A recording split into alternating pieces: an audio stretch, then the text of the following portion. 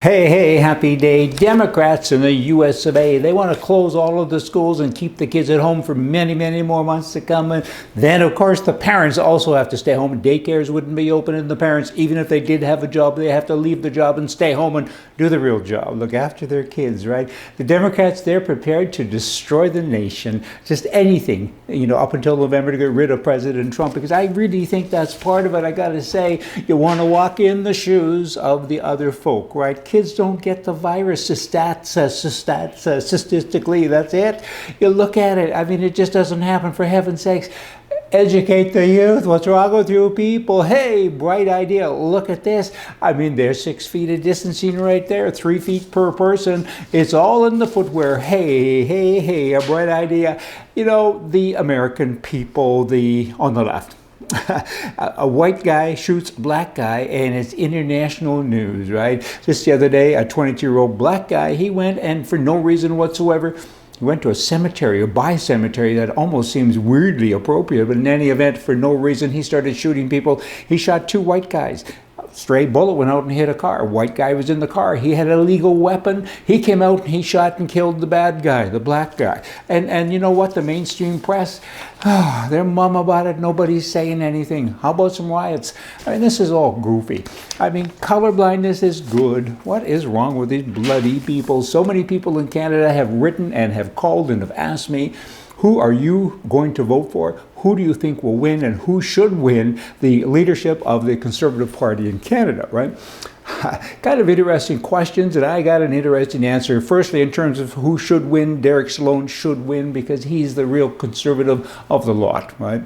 Will he win? I don't think so. I think Ms. Lewis will win. I think the Conservative Party, the people on the leadership board have already stamped her ticket, and I think they'll do whatever they can to make sure she wins. She's a black lady. She's a woman. She lives in Toronto, where all the votes are, and she's a minority. And I think they've already figured it out that we got to get her. Can she win? I don't know. That's another day. Is she a conservative? Not so much. She certainly says some good things, but hey, I mean, the Shetland pony is better than Trudeau, right? As a leader.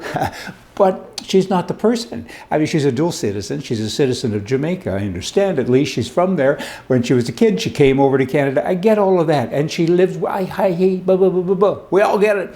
But she's not a conservative in the true sense of the word. I watched an interview of her, and she said in the interview, immigration is a good thing, but no Americans, no people from England or any other place. I only want to bring in people from impoverished countries, which means, of course, Jamaica probably and other countries, and Canada gets to support them. That didn't sit well with me. So whatever. We need a right-wing person in charge of the Liberal Party. That's true. But I meant Conservative Party. You need them everywhere. Right. In Canada, the Minister of Foreign Affairs now has promised to make this review happen.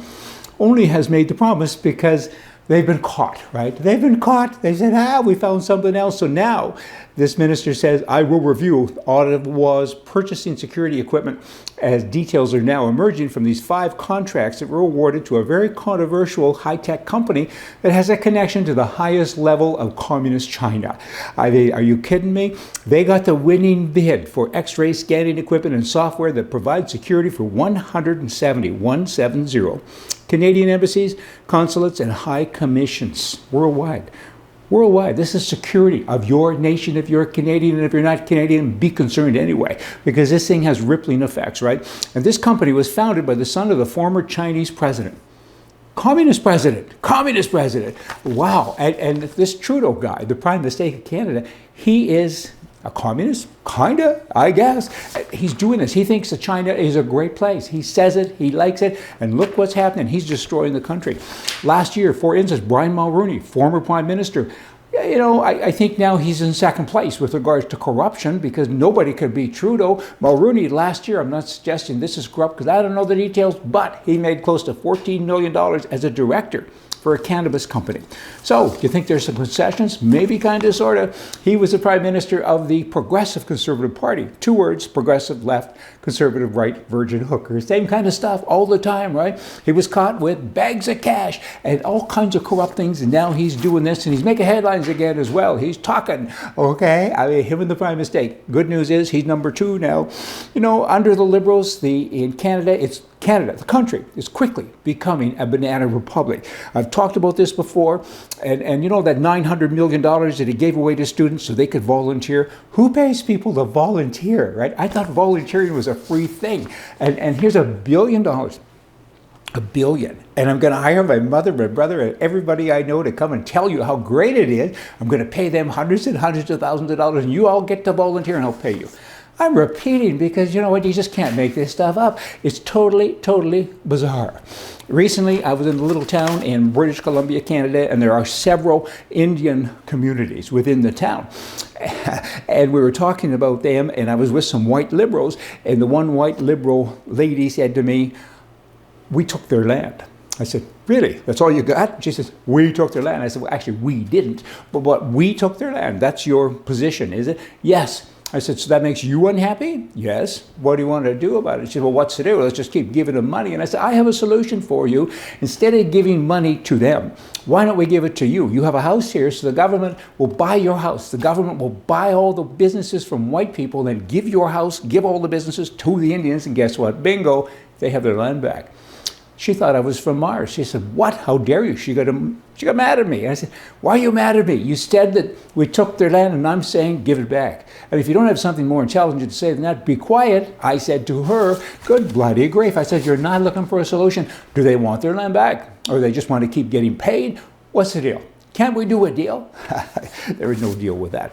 You know, with all the bad news, I got some good news. Really, really nice news.